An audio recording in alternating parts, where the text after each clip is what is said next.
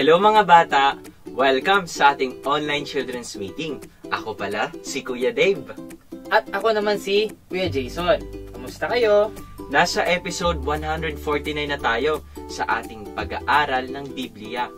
Noong nakaraang Sabado, narinig natin ang kwento tungkol sa pag-aalaga ng Panginoon sa atin bilang ating pastol sa Psalm 23. Ngayon araw, ay makaririnig na naman tayo ng bagong kwento mula sa Biblia.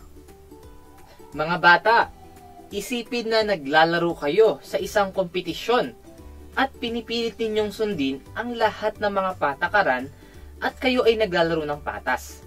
Ngunit, isa sa mga kalahok ang palihim na nandaraya. Kapag sa tingin niya ay walang nakatingin, habang nagpapatuloy ang laro, napansin mong may nandaraya. Ngunit, nagpasya ka pa ring sundin ang mga patakaran. Umaasa ka na ang pagiging patas ay makatutulong sa inyong manalo sa huli. Ngunit, sa pagtatapos ng laro, ang manlalaro na nandaya ang nanalo. Hawak-hawak niya ang tropeyo at masayang-masaya. Hindi mo maiwasang maging malungkot at maguluhan. Bakit ang mga nandaraya ang mga nagwawagi at hindi ang mga naglalaro ng patas?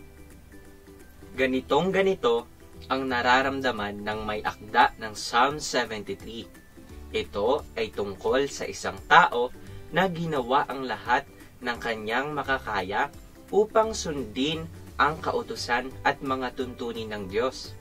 Subalit, siya ay naguguluhan at halos matisod nang makita niyang siya ay nagdurusa habang ang mga masasamang tao ay umuunlad at tila walang bumabagabag sa kanila, habang ang taong tapat at matuwid ay pinahihirapan at pinag-uusig. Dinaranas ang lahat ng uri ng hindi kasiyasiyang mga bagay. Ang masasamang tao naman ay umuunlad. Bago tayo magpatuloy, umawit muna tayo.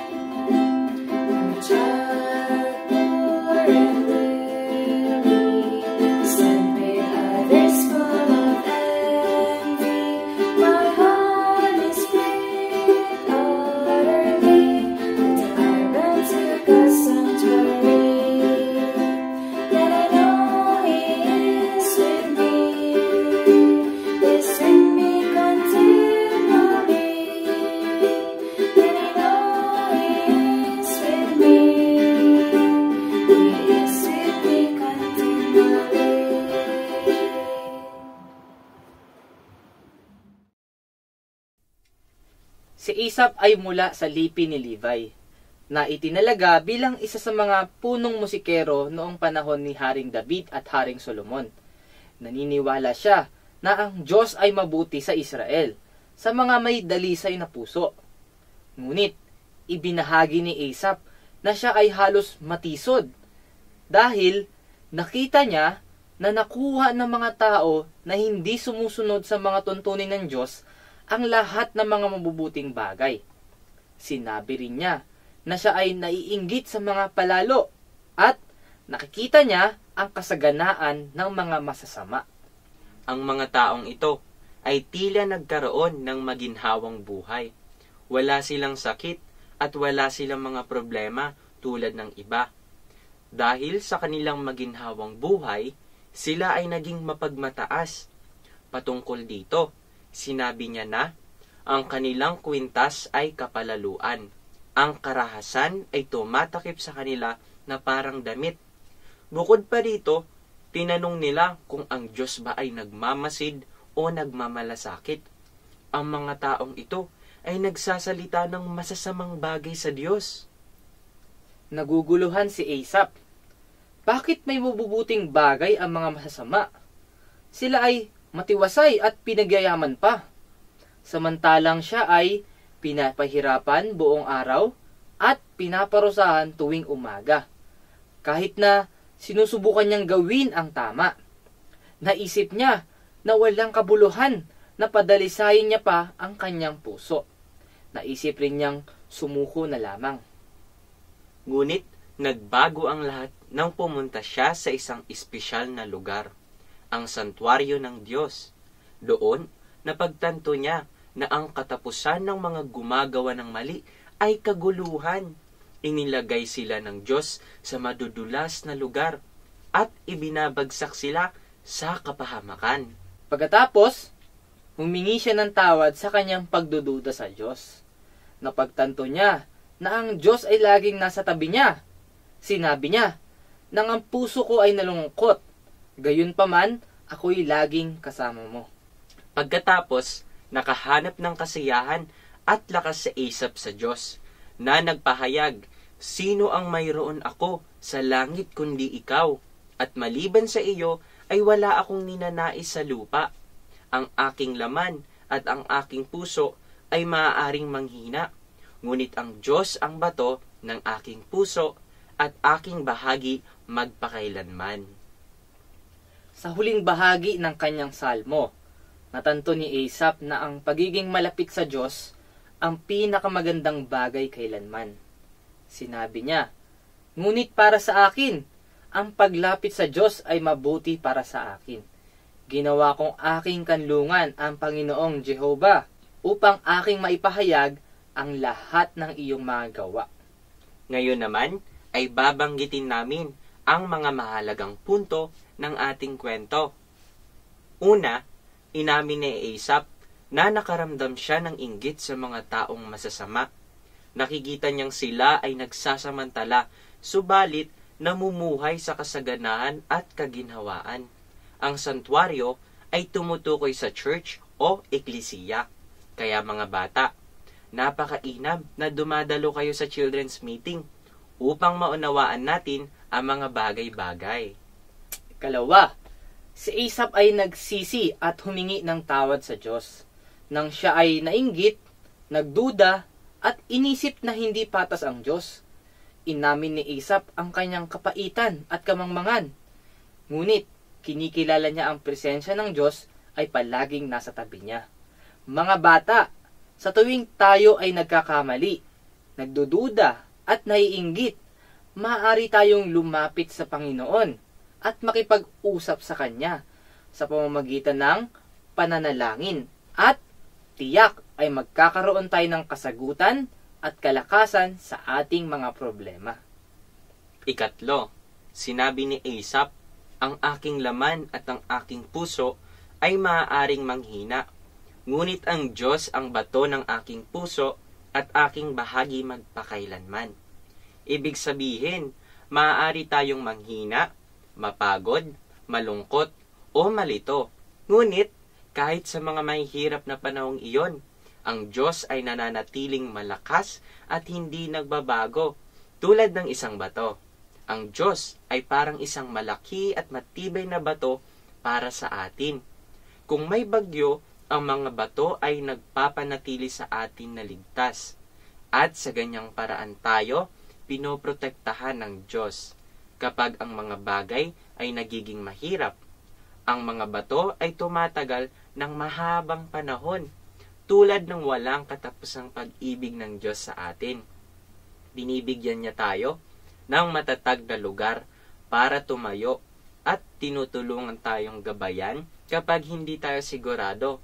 Kaya kapag iniisip natin ang Diyos bilang ating bato, nangangahulugan ito na lagi siyang nandyan para sa atin. Malakas at matatag, ginagabayan at pinoprotektahan tayo anuman ang mangyari. Ngayon naman, basahin natin ang ating memory verse. Psalm 73:25-26. Whom do I have in heaven but you? And besides you, there is nothing I desire on earth. My flesh and my heart fail, but God is the rock of my heart and my portion forever. Story time!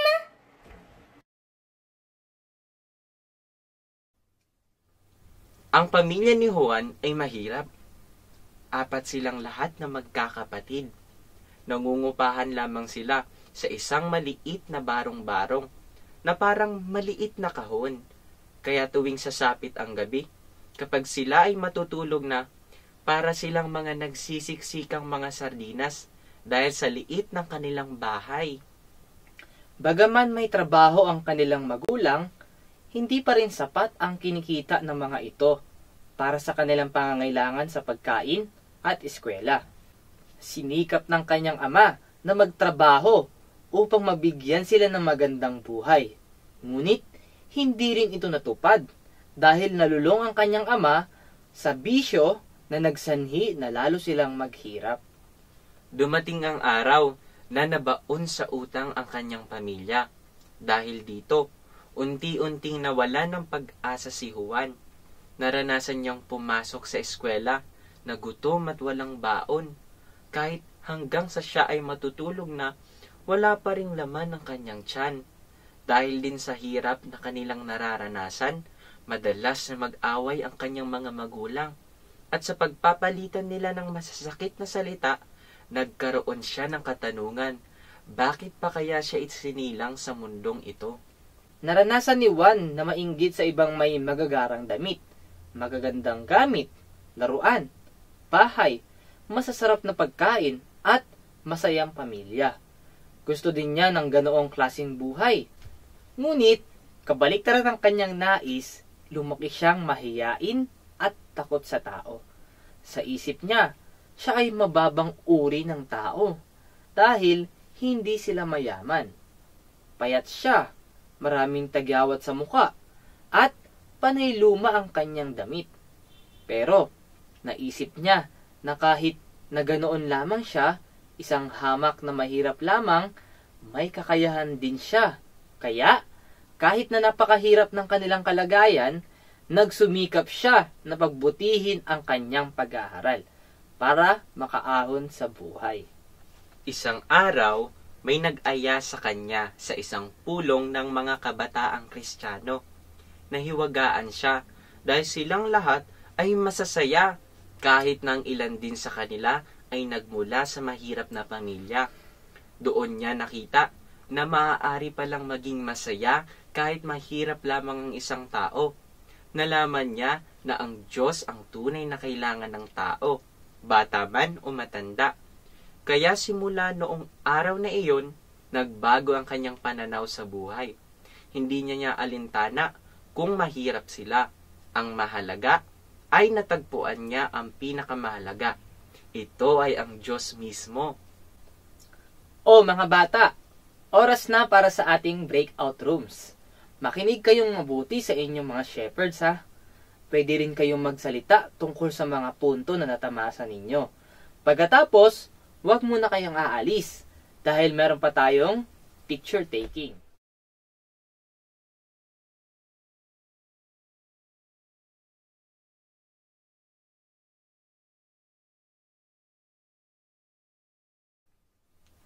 Oh, nag-enjoy ba kayo sa breakout rooms?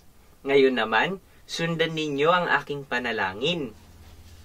O Panginoong Jesus, O Panginoong Jesus, salamat po salamat po na kayo ang aming tunay na bato na kayo ang aming tunay na bato at aming bahagi. at aming bahagi. Maraming salamat po Maraming salamat po dahil lagi ninyo po kaming sinasamahan dahil lagi ninyo po kaming sinasamahan at ginagabayan. at ginagabayan. Gawin po ninyo kaming Gawin po ninyo kaming laging nagtitiwala sa inyo. laging nagtitiwala sa inyo. Amen. Amen.